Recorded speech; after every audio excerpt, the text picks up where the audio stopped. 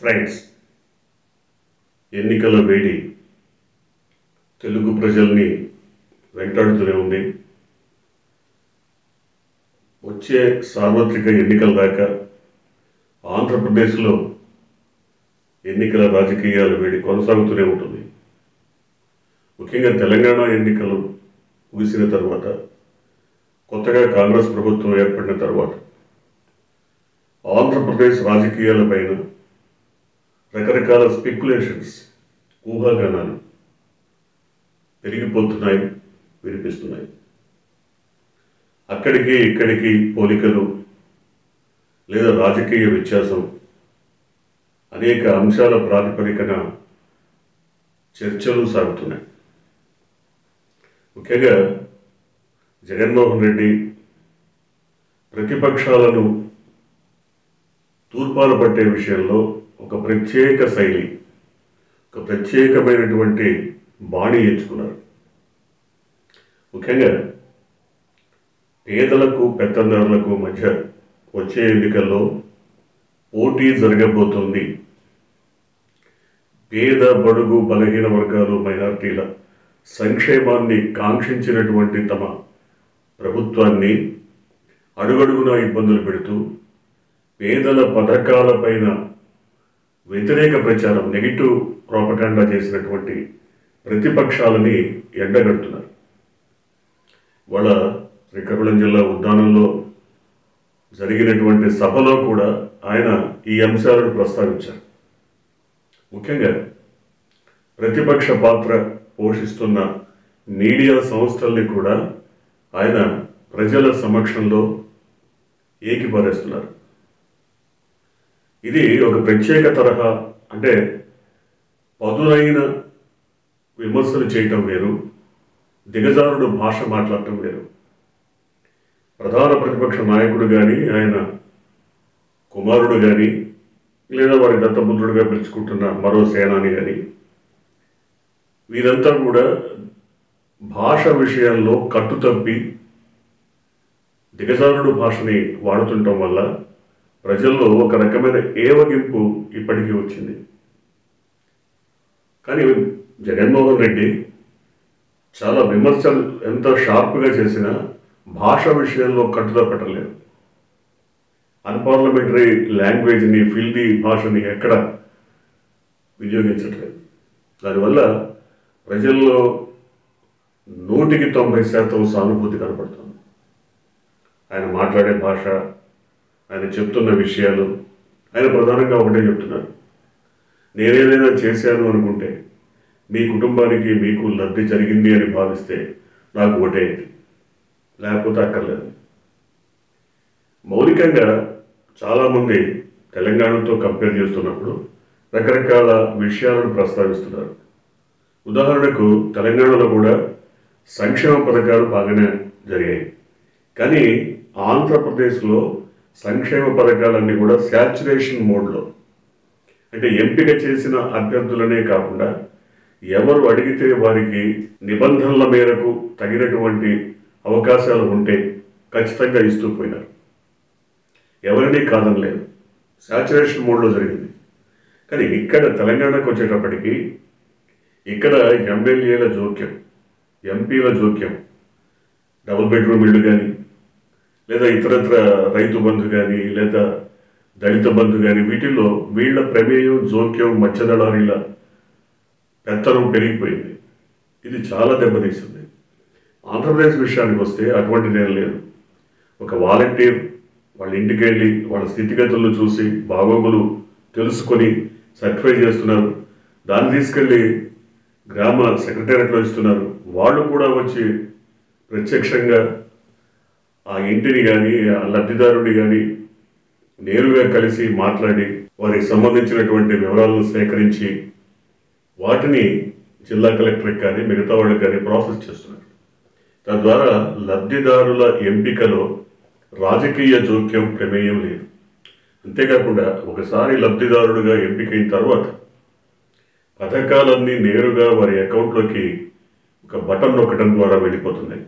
ఎవరి ప్రమేయం లేదు, వారి అకౌంట్లోకి డబ్బులు వస్తాయి. వారు దాన్ని వారికి అవసరమైన రీతిలో వాడుకునేటువంటి అవకాశం ఉంది. కానీ తెలంగాణ విషయానికి వచ్చేటప్పటికీ ఇక్కడ రాజకీయ జోక్యం, ఎమ్మెల్యేల ప్రమేయం, ఎంపీల ప్రమేయం చాలా విస్తృతంగా విచ్చలవిడిగా కొనసాగింది. ఇదొకటే కాదు, అనేక రకాల అంశాల్లో ముఖ్యంగా తెలంగాణలో కుటుంబ పాలన పైన ఒక ఏవగింపుని తీసుకొచ్చారు. కానీ ఆంధ్రప్రదేశ్ విషయానికి వస్తే స్వయాన తన సోదరుని కూడా పక్కన పెట్టినటువంటి జగన్మోహన్ రెడ్డి కుటుంబ పాలన విషయంలో చాలా జాగ్రత్త పడ్డారు. చాలా ప్రికాషన్స్ తీసుకొని, ముందు జాగ్రత్త చర్యలు తీసుకొని తన కుటుంబ సభ్యులు ఎవరినీ కూడా పరిపాలనా వ్యవహారాల్లో వేలు పెట్టకుండా చూశారు. సో ఇలాంటి అంశాలు బేరీజు వేస్తే అక్కడికి ఇక్కడికి రకరకాల అంశాలని చూసుకుంటూ పోతే ఖచ్చితమైనటువంటి తేడా కనపడుతుంది. అందువల్ల ఆంధ్రప్రదేశ్ రాజకీయాల శైలి, తరహా, తీరు ఇవన్నీ కూడా తెలంగాణకి భిన్నంగా ఉన్నాయి. ముఖ్యంగా ఇవాళ మనం ప్రస్తావించుకోవాల్సినటువంటి అంశం, టైమ్స్ నౌ లాంటి ఒక మీడియా సంస్థ అత్యద్భుతమైనటువంటి సర్వే నివేదికను వెల్లడించింది.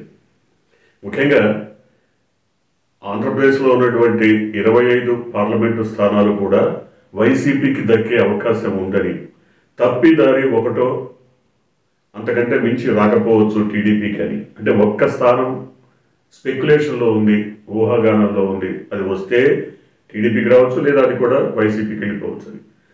బీజేపీకి, జనసేనకి 0 స్థానాలు. కానీ ఇదంతా ఏదో డబ్బులు ఇచ్చి రాయించుకున్నారు, ఇదంతా ఏదో మేనేజ్ చేశారని చంద్రబాబు చెప్తారు. అంటే మేనేజ్ చేయటం, అనుభవం, వాటిల్లో లోతుపాట్లు అవన్నీ తెలిసినటువంటి వ్యక్తి కాబట్టి ఆయన ఆ విధంగా భావించి ఉండవచ్చు. కానీ మేనేజ్ చేసే అవసరం టైమ్స్ నౌ లాంటి మీడియా సంస్థకి ఎప్పుడు అవసరం ఉండదు. ఎందుకంటే మన తెలంగాణ ఎన్నికల్లో టైమ్స్ నౌ ఖచ్చితమైనటువంటి నివేదిక ఇచ్చింది. 61 నుంచి 65 స్థానాల మధ్య కాంగ్రెస్ పార్టీకి రాబోతున్నాయని చాలా స్పష్టమైనటువంటి నివేదిక ఇచ్చింది. అంతే వచ్చాయి. అది ఒకసారి కాదు, 1కి 2, 3 సార్లు చెప్పినా కూడా అదే రకమైనటువంటి సర్వే అంశాలపైన నిలబడి నిఖార్సైనటువంటి తన మాటల్ని నిజం చేసుకుంది, రుజువు చేసుకుంది. ఇక్కడ ఆంధ్రప్రదేశ్ విషయంలో కూడా ఇవాళ జగన్మోహన్ రెడ్డి పార్టీ వైసీపీ దాదాపుగా 25 స్థానాలను కైవసం చేసుకునేటువంటి అవకాశం ఉంది. 25కి 25 పార్లమెంటు స్థానాలు ఈసారి తప్పకుండా వైసీపీకి వస్తాయని టైమ్స్ నౌ చెప్తోంది. టైమ్స్ నౌ ఏ ప్రాతిపదికన చెప్పింది, ఎలా సర్వే చేసింది అన్న విషయాలను మనం డిస్కస్ చేయక్కర్లేదు. కానీ రకరకాల మీడియా సంస్థలు, ముఖ్యంగా జాతీయ మీడియా సంస్థలు, ఎందుకంటే ప్రాంతీయ మీడియా సంస్థలు దాదాపు అమ్ముడుపోయాయని లేదా లొంగిపోయాయని చెప్పొచ్చు ప్రతిపక్షానికి.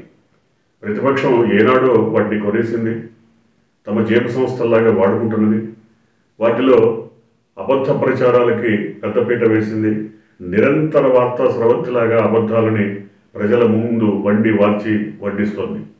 అయినప్పటికీ కూడా ప్రజలు చాలా వివేకంగా, చాలా విజ్ఞానంతో, చాలా ఆచితూచి సంయోచిత నిర్ణయం తీసుకుంటున్నారు. జగన్మోహన్ రెడ్డి విషయంలో మనం 2019 ఎన్నికల్ని ప్రాతిపదిక తీసుకుంటే 151 స్థానాలను, అసెంబ్లీ స్థానాలను ఇచ్చి అత్యద్భుతమైనటువంటి మెజార్టీ ఇచ్చి ఆయన ఆశీర్వదించారు. కేవలం 23 స్థానాలకి చంద్రబాబుని పరిమితం చేయడానికి కారణం ఏంటి, ఇప్పుడున్నటువంటి పరిస్థితులు ఏంటి చూస్తే చంద్రబాబు విషయంలో ఆయన అబద్ధాల కోరు, మాట మీద నిలబడడు, చెప్పింది చేయడు, చేసేది చెప్పడు, ఆయన నైజం నిజాయితీ అయినది కాదు, నిజాయితీ నిబద్ధత ఆయన డిక్షనరీలోనే లేవు అనే విషయాలని జనంలోకి వైసీపీ చాలా బలంగా తీసుకెళ్ళగలిగింది. ఎందుకంటే ఒక మారుమూల ఏదో గిరిజన తండాలోకి వెళ్ళి, లేదా మారుమూల ఏదైనా ఒక రైతు కుటుంబం దగ్గరికి వెళ్ళి మనం చంద్రబాబుని గురించి లేదా జగన్మోహన్ రెడ్డిని గురించి ప్రస్తావించినప్పుడు వాళ్ళు చెప్తున్న విషయాలు ఇవే. చంద్రబాబు నైజం, మాట ఇస్తే ఆయన మాట నిలబెట్టుకునే తరహా లేదని, ఆయన మాటలను నమ్మలేమని, మోసకారిగా వంచకుడిగా కనబడుతున్నాడని చెప్తున్నారు. ఇది ఎవరైనా ఏ సర్వే సంస్థ అయినా వెళ్ళి నిఖార్సైనటువంటి నిబద్ధతతో ప్రజల్ని పలకరిస్తే ఇదే మాట కనపడుతుంది కూడా, ప్రత్యక్షంగా కనపడుతుంది. అయితే వైసీపీ విషయంలో ఏంటి? వైసీపీ విషయంలో ఆయన నవరత్నాలని ప్రజల ముందు ప్రకటించారు. అవి దాదాపు 95-96% పూర్తి చేశారు. ఆ హామీలను నెరవేర్చారు అన్నది ప్రజలందరికీ ఉన్నటువంటి ఒక పాజిటివ్ అంశం.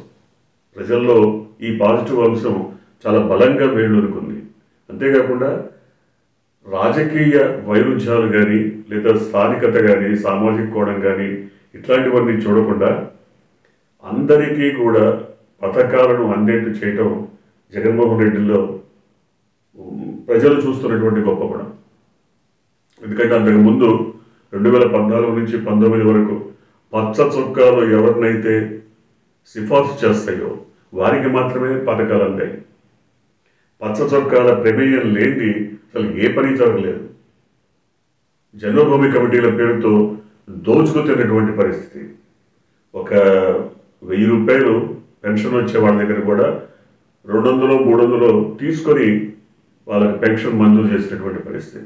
చాలా దారుణం, దయనీయమైనటువంటి పరిస్థితులు. ఇవాళ అట్లా కాదు. ఇవాళ వాలంటీర్లు తెల్లవారుజామున మరి 4:30-5 వెళ్ళిపోయి 5 వాళ్ళ ఇంట్లో తలుపు తట్టి వాళ్ళకి డబ్బులు ఇచ్చి వాళ్ళ వేలిముద్ర తీసుకొని ముసలి ముతగా నడవలేని వాళ్ళు వీళ్ళందరికీ ఒక సేవాభావంతో, అంకిత భావంతో పనిచేస్తున్నటువంటి తీరు 100%, 100% ప్రజలను ఆకట్టుకుంది. వాళ్ళు ఏదైనా అత్యవసర వైద్య సేవల కోసం ఆసుపత్రిలో ఉన్నా అక్కడికి కూడా వెళ్ళి మరి వాళ్ళకి ఆ డబ్బులు, ఎందుకంటే ఏ సమయంలో ఏ రూపాయి కూడా అవసరమవుతుందో ఏదో చెప్పలేం కాబట్టి ఆ ఆసుపత్రిలో ఉన్నటువంటి పేషెంట్గా ఉన్నటువంటి లబ్ధిదారుడికి ఆ డబ్బులు ఇచ్చి వస్తున్నటువంటి పరిస్థితి. ఇటువంటి సేవాభావంతో కార్యక్రమాలు జరిగిన పరిస్థితి ఇంతకు ముందెప్పుడూ కూడా చూడలేదు. ఆంధ్రప్రదేశ్లో జరుగుతున్నటువంటి ఈ కార్యక్రమాన్ని ఇంతకు ముందెప్పుడూ చూడలేదు. అయితే వాలంటీర్ వ్యవస్థ చేస్తున్నటువంటి కృషిని తట్టుకోలేక ఇటు బీజేపీ, ఇటు జనసేన, టీడీపీ ఈ మూడు కూడా ఒకే పాట పాడుతున్నాయి. వాలంటరీ వ్యవస్థని తీసేయాలి, వాలంటరీ వ్యవస్థని రద్దు చేయాలి. ఎందుకు చేయాలి? ఎక్కడన్నా 1-2 పొరపాట్లు ఉంటే సరి చేసుకోమని చెప్పడం వేరు, అసలు వ్యవస్థనే రద్దు చేయమని చెప్పడం వేరు. సో వాలంటరీ వ్యవస్థ లాంటిది తెలంగాణలో కనుక ఉంటే ఖచ్చితంగా బీఆర్ఎస్ అత్యధిక స్థానాలు పొంది ఉండేది. కానీ వాళ్ళ వాలంటరీ వ్యవస్థ మరి భారతదేశంలో ఇతర రాష్ట్రాల్లో ఎక్కడైనా ఉందో లేదో తెలియదు, కానీ ఆంధ్రప్రదేశ్లో మటుకు అత్యద్భుతమైనటువంటి ఫలితాలను సాధిస్తుంది. ఒక సేవాభావంతో, అంకిత భావంతో ప్రజలకు సేవల్ని అందించడంలో ముందుంటోంది. సో అందువల్ల వాలంటరీ వ్యవస్థ మీద ఎన్ని అభియోగాలు వచ్చినా, ఎంతమంది ఎన్ని ఎక్కువ విమర్శలు చేసినా, ముఖ్యంగా ప్రతిపక్షాలు విమర్శలు చేసినా వీటన్నిటినీ కూడా కేంద్ర ప్రభుత్వం కానీ, నిఘా విభాగాలు కానీ ఎప్పుడూ కూడా పరిశీలించి ఒక పాజిటివ్ రిపోర్ట్ ప్రజల్లో ఉంది అని తెలుసుకున్న తర్వాత దాని మీద ఏ రకమైన కామెంట్ చేయటల్లా. చాలా నిఘా సంస్థలు ఇట్లాంటి అంశాల మీద, ఎందుకంటే బీజేపీ అధ్యక్షురాలు పాపం తెలుగుదేశం కోసం నిరంతర శ్రామికురాలుగా పనిచేస్తున్నారు కాబట్టి ఆవిడ అనేక రకాల అంశాలను కేంద్రానికి, అధికార యంత్రాంగానికి సమర్పిస్తున్నారు. కేవలం అంతా కూడా దుమ్మెత్తిపోసేది ముగ్గురు కూడా వాలంటరీ వ్యవస్థ మీదనే. అట్లాగే దాదాపు 2.5 లక్షల మందిని మరి గ్రామ సెక్రటేరియట్స్లో ప్రభుత్వ ఉద్యోగులుగానే నియమించారు. మరి ఈ 2.5 లక్షల మంది కూడా ప్రతి గ్రామానికి సంబంధించిన అన్ని విషయాలను కూలంకుషంగా పరిశీలించి ఎప్పటికప్పుడు ప్రభుత్వాన్ని మేలుకొల్పుతున్నారు. మరి రైతుల్ని గైడ్ చేయడానికి అక్కడ ఒక ఆర్బీసీ సెంటర్ పెట్టారు. అట్లాగే చాలా రకాల అంశాలని గ్రామీణ స్థాయిలోకి వైసీపీ దూసుకుపోవటం, వేళ్ళూరుకుపోవటం జరిగిపోయింది. ఈ దశలో ఇటువంటి పరిస్థితుల్లో తెలుగుదేశం ఏం చేస్తుంది?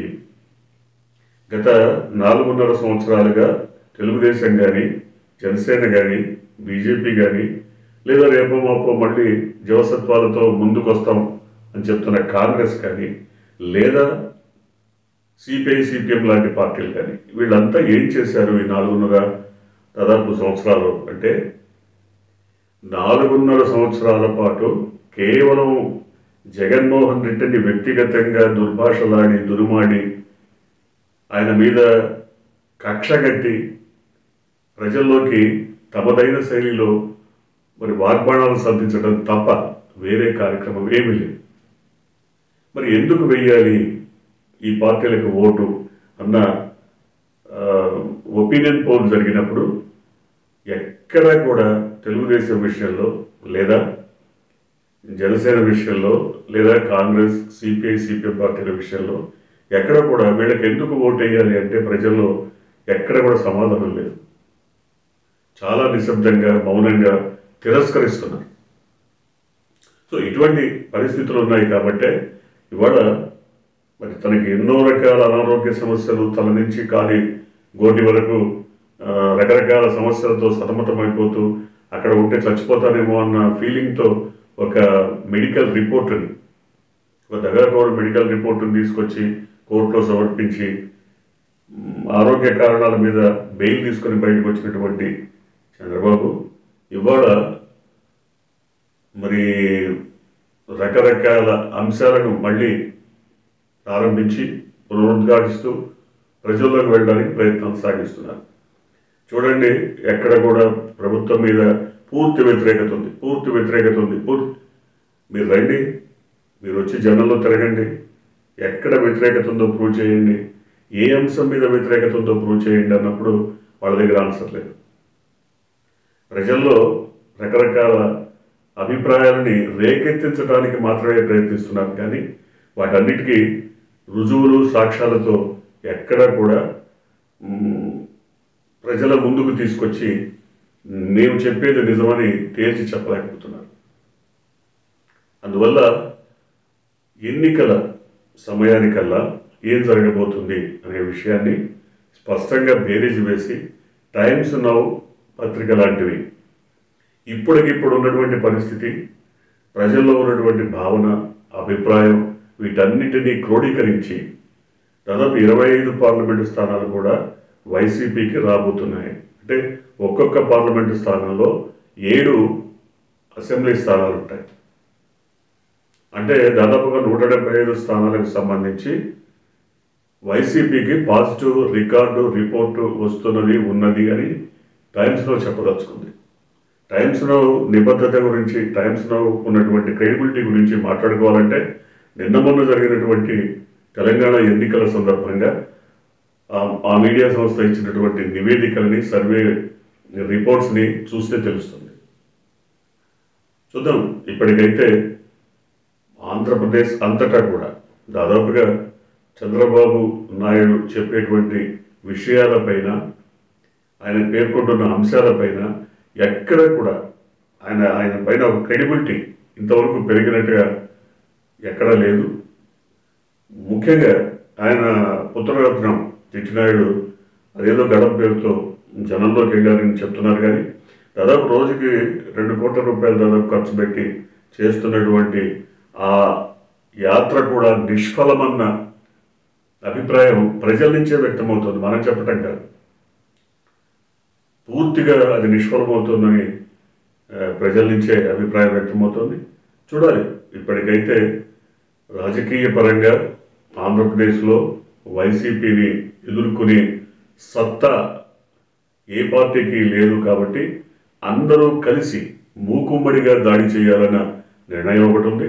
రెండోది, ఎన్డీఏ భాగస్వామిగా లేకపోయినా చంద్రబాబు బీజేపీ పొత్తును కోరుకుంటున్నారు రాష్ట్రంలో. కేంద్రం విషయానికి వచ్చేటప్పటికి ఇక్కడ కాంగ్రెస్ ఆధ్వర్యంలోని ఇండియా కూటమిలో చేరాలని భావిస్తున్నారు. అంటే 2 నాలుకల ధోరణి, భిన్నమైనటువంటి వైఖరి. అటు కాంగ్రెస్ని వదులుకోలేరు, ఇటు బీజేపీని వదులుకోలేరు. అట్లాగే జనసేన కూడా ఇక్కడ టీడీపీని వదులుకోలేదు, అక్కడ బీజేపీని వదులుకోలేదు. అట్లా ఈ ద్వంద్వ వైఖరి, మిశ్రమ మార్గాలు ఇవన్నీ కూడా ప్రజల్లో ఆ పార్టీల పట్ల క్రెడిబిలిటీని పెంచట్లేదు, నమ్మకాన్ని, విశ్వాసాన్ని కలిగించట్లేదు. అందువల్ల ఏం జరగబోతుంది ఏంటి అన్నది ఈ సర్వే నివేదికల ఆధారంగా కొంత మేరకు ఊహించవచ్చు, కానీ మిగతాదన్నీ ఎన్నికల ఫలితాల తర్వాతనే తెలుస్తాయి. చూద్దాం ఏం జరగబోతుంది.